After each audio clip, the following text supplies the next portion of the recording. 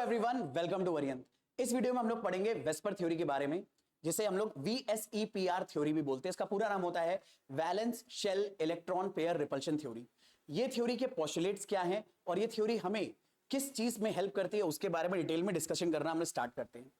सबसे पहले अगर बात करी जाए इस थ्योरी के पोस्टुलेट्स के बारे में, मतलब वो बिल्डिंग ब्लॉक्स जिसके ऊपर ये थ्योरी काम करती है, जिसको फॉलो करते हुए।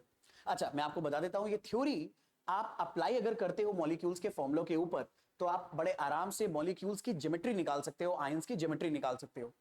तो इसे फॉलो करने के लिए हमें इसके कुछ रूल्स फॉलो करने चाहिए, उसी को बोला जाता है पोस्टुलेट्स।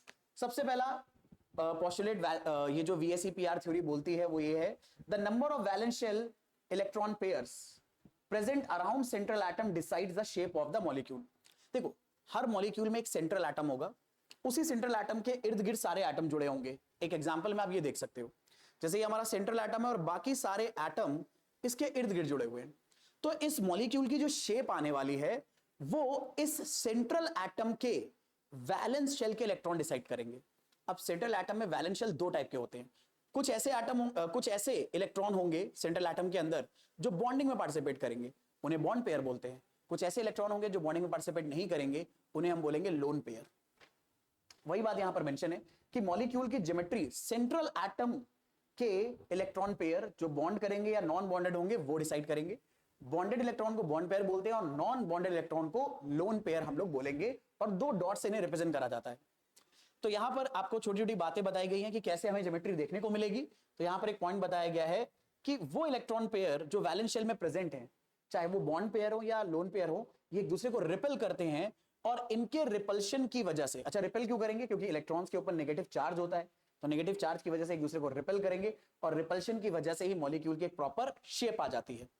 तो यहां पर ये बात आपको बताई गई है कि जो रिपल्शन होते हैं अलग अलग इलेक्ट्रॉन पेयर के बीच में, वो अलग अलग ऑर्डर के होते हैं, और जिस ऑर्डर का रिपल्शन ज्यादा होगा वो मॉलिक्यूल की ज्योमेट्री बनाने के लिए अपने से उतना ही दूर रहना चाहेगा। तो लोन पेयर और लोन पेयर अगर एक ही सेंट्रल एटम में प्रेजेंट है तो वो सबसे ज्यादा दूर रहना चाहेंगे, उनके बीच में रिपल्शन सबसे ज्यादा होगा। लोन पेयर बॉन्ड पेयर का रिपल्शन उससे कम होता है और बॉन्ड पेयर का रिपल्शन सबसे कम होता है।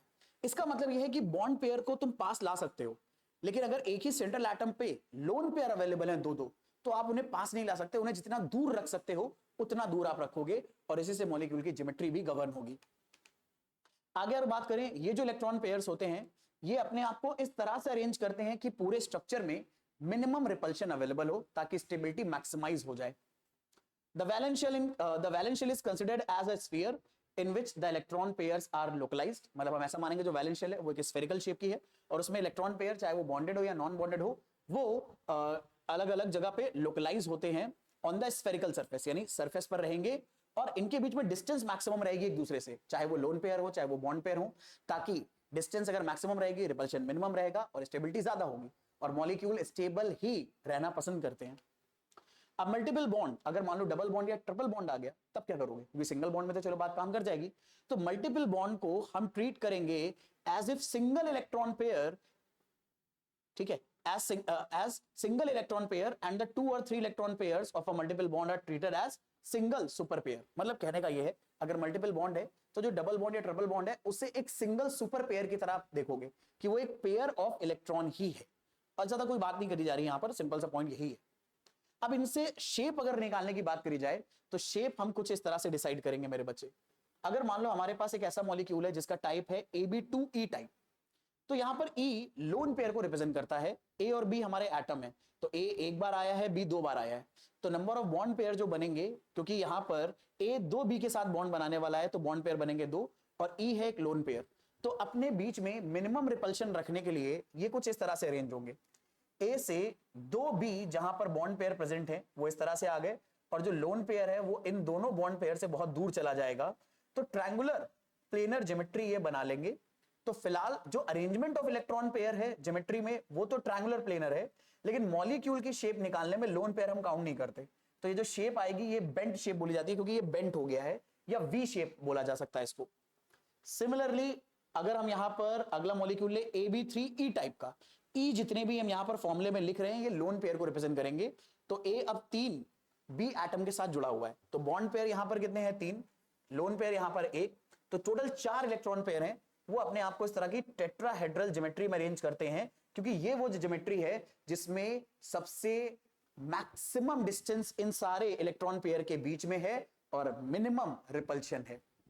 लेकिन क्योंकि ज्योमेट्री में लोन पेयर हम कंसीडर नहीं करते, तो जैसे ये लोन पेयर आप हटाओगे तो इस शेप को बोला जाएगा ट्रायंगुलर पिरामिड, क्योंकि देखो पिरामिड की तरह दिख रहा है। जैसे एग्जांपल के तौर पे यहां पर ये हमारी टेट्राहेड्रल ज्योमेट्री है, अगर मैं लोन पेयर को हटा दूं तो बचा हुआ शेप पिरामिड की तरह दिख रहा है, एक ऐसा पिरामिड जिसका बेस ट्रायंगुलर बेस है, तो इसीलिए हम लोग इसे बोलते हैं ट्रायंगुलर पिरामिड।